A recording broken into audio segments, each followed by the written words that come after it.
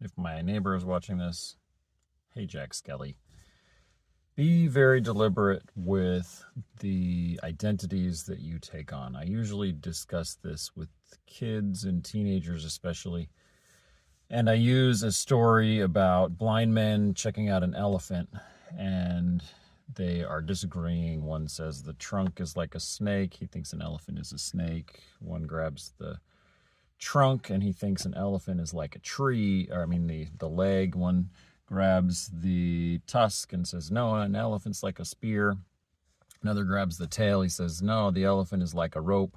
The other grabs the side. He says, no, the elephant is like a house. And then a kid comes along and says, no, an elephant is none of these, but all of them together, and something much, much cooler.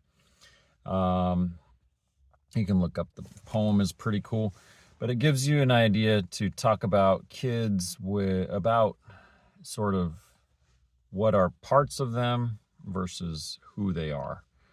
But I think it's important. I've grown over the years to realize it's just as important for adults. And when you think about the identities that you take on, most recently, a couple years ago, I had to close my business, and I had taken the identity of a business owner very, very personally. And so when I lost that identity, that became a thing of grief. It, while I had it, was also an important driver of who I was and how I thought. And so just think about when someone says, oh, what do you do? Or, who are you? Or whatever. Think about how to answer that. Am I an entrepreneur? Am I a businessman? Am I a dad? What am I? Don't take on identities lightly. Take them on very deliberately.